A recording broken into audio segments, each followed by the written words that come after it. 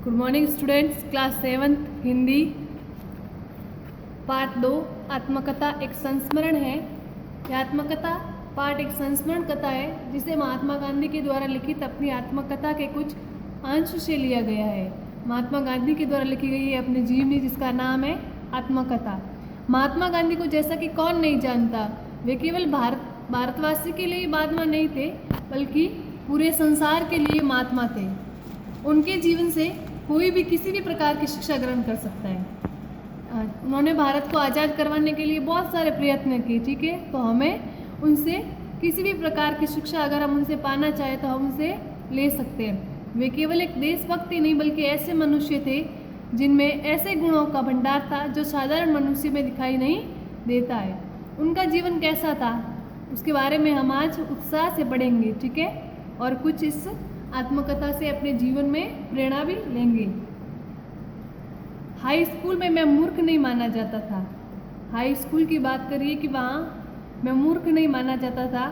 शिक्षकों का प्रेम सदा मुझे मिला करता। हर साल माँ बाप के पास विद्यार्थियों की पढ़ाई तथा चाल चलन के संबंध में प्रमाण पत्र भेजे जाते थे। हाई स्कूल चूँकि बहुत बड़ी बात होती है, वहाँ ऐसे किसी को एडमिशन नहीं दिया जाता है। तो यहाँ पे कह रहा है लेखक कि हाई स्कूल में मैं कोई मूर्ख नहीं माना जाता था। वहाँ शिक्षकों का प्रेम भी सदा मुझे मिलता था। हर साल जो भी विद्यार्थी उनके चाल चलन उनके व्यवहार के बारे में विद्यार्थियों के माता पिता के पास जो है उनका प्रमाण पत्र भेज दिया जाता था। उनमें से किसी भी दिन मेरी पढ़ाई या चाल चलन की शिकायत नहीं की गई। लेखक जो है अपने बारे में बता रहे हैं कि उनके माता पिता के पास भी उनके चाल चलन के संबंध में पढ़ाई के संबंध में जो है प्रमाण पत्र भेजे गए हैं, लेकिन उसमें उनके पढ़ाई की या चाल चलन की कोई भी शिकायत नहीं दर्ज हुई है। दूसरे दर्जे के बाद लगातार मुझे इनाम मिलते रहे और 5वें तथा 6ठे दर्जे में तो क्रमशः 4 रुपये और 10 रुपये महीने की छात्रवृत्ति भी मिली। दूसरे दर्जे के बाद लगातार यानी कि दूसरी दर्जे के बाद उनको लगातार इनाम मिलते रहे और 5वें या 6ठे दर्जे के बाद उनको क्या इनाम की जगह पैसे मिलने लगे। कभी 4 रुपये कभी 10 रुपये महीने की उनको छात्रवृत्ति मिली छात्रवृत्ति। तो मिलने से मेरी योग्यता जितनी थी उससे कहीं अधिक मेरा भाग्य हो गया। उनकी जितनी योग्यता थी उनसे अधिक उनको मिलने लगे तो वो अपना एक भाग्य समझने लगे। तकदीर ने अधिक मदद की। अच्छी पढ़ाई करते थे तो उनको कुछ पैसे भी मिल जाते थे। तो वो कह रहे हैं कि तकदीर ने उनकी अच्छी मदद की। ये छात्रवृत्तियाँ सब लड़कों के लिए नहीं थी, सिर्फ होशियार बच्चों को ये छात्रवृत्ति दी जाती थी। और उस समय 40-50 छात्रों की कक्षा में सोरठ प्रांत के विद्यार्थी बहुत नहीं हो सकते थे।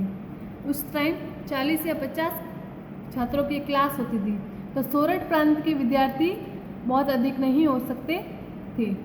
अपनी तरफ से मुझे ये याद है कि मैंने अपने को बहुत योग्य ही नहीं समझा। जब कोई इनाम अथवा छात्रवृत्ति मिलती तो बड़ा आश्चर्य होता। अपनी तरफ से तो मुझे ये याद है मेरी तरफ से कि मैंने अपने को इस योग्य समझा ही नहीं था कि मुझे ये छात्रवृत्ति मिलेगी। तो मुझे बहुत ही आश्चर्य हुआ, परंतु हाँ, आचरण का मुझे बड़ा ख्याल रहता। आचरण मतलब व्यवहार का मुझे बड़ा ही ख्याल रहता था। सदाचार में कभी कोई चूक होती तो मुझे रोना आ जाता। यानी वो कभी ऐसे किसी के साथ दुर्व्यवहार या बुरा बर्ताव करते थे तो उनको ऐसे रोना आ जाता था। यदि मुझसे कोई ऐसा काम बन पड़ता है कि जिसके लिए शिक्षक को उलाहना देना पड़े अथवा उनका ऐसा ख्याल भी हो जाए तो वह भी मैं कभी सह नहीं पाता। कभी भी उनसे भूल से भी कोई ऐसा काम हो जाता है कि शिक्षक उन्हें डांटे, उलाहना मतलब उन्हें डांटे या फटकारे, तो मेरा ऐसा भी ख्याल हो जाए तो वो कभी मुझे ऐसा ख्याल भी आ जाए तो वो भी मुझसे सहन नहीं होता कि मैं किसी के साथ बुरा करूं या टीचर जो है मुझे डांटे। मुझे याद है कि एक बार मैं पिटा भी था। लेखक को याद है कि उनकी एक बार पिटाई भी हुई थी। मुझे इस बात का तो दुख न हुआ कि पिटा उनको, हालांकि इस बात का दुख नहीं था कि उनकी पिटाई हुई, परंतु इस बात का महादुख हुआ कि मैं इस दंड का पात्र समझा गया। कि उनको इस बात का दुख नहीं है कि मेरी पिटाई हुई, परंतु इस बात का बहुत बड़ा दुख है, महादुख का मतलब बहुत दुख है कि मैं इस दंड का पात्र समझा गया, कि मुझे ये दंड दिया गया, इसका मैं हकदार हुआ। मैं फूट फूट कर रोया, बहुत ज़ोर ज़ोर से रोया। लेखक यह घटना पहली अथवा दूसरी कक्षा की थी। ये घटना किस समय की थी? जब लेखक पहली या दूसरी कक्षा में थे। उस समय दोराब जी, ऐदल जी, गिमी हेडमास्टर थे। ये दो हेडमास्टर के एक हेडमास्टर का नाम है दोराब जी, ऐदल जी गिमी हेडमास्टर थे उस समय उनके विद्यालय के। वे विद्यार्थी प्रिय थे, उनको बच्चे बहुत ही प्रिय थे, क्योंकि वे नियमों का पालन करवाते, बच्चों को नियमों के पालन के बारे में पढ़ाते थे, उनको जानकारी देते थे, विधि पूर्वक काम करते और काम लेते तथा पढ़ाई अच्छी कराते। विधि पूर्वक यानी नियमों के अनुसार उनको काम करते और काम लेते थे बच्चों से, तथा अच्छी पढ़ाई भी करवाते थे। उन्होंने ऊंचे दर्जे के विद्यार्थियों के लिए कसरत, जो उच्च दर्जे के थे उनके लिए कसरत, क्रिकेट अनिवार्य कर दी थी, खेल अनिवार्य कर दिए थे और कसरत भी अनिवार्य कर दी। मेरा मन उसमें नहीं लगता, लेखक का मन कसरत में और क्रिकेट में नहीं लगता।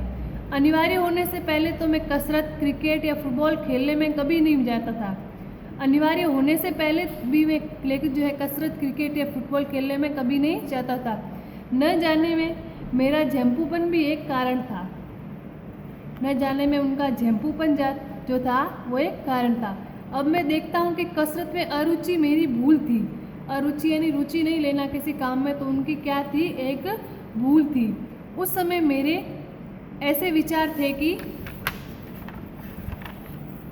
कसरत का शिक्षा के साथ कोई संबंध नहीं है। उस समय लेखक को लगता था कि फालतू की ऐसी कसरत करवा रहे, क्रिकेट फुटबॉल खिलवा रहे, कसरत का शिक्षा के साथ यानी पढ़ाई से कोई लेना देना नहीं है। आगे चलकर मैंने समझा कि व्यायाम अथवा शारीरिक शिक्षा का शिक्षा में उतना ही स्थान होना चाहिए जितना मानसिक शिक्षा का। ठीक है, आगे जाकर लेखक को ये समझ में आया कि जो कसरत वगैरह है, योग वगैरह कसरत, व्यायाम अर्थात शारीरिक शिक्षा का हमारे शिक्षा में उतना ही महत्व है, स्थान है, जितना कि मानसिक शिक्षा का।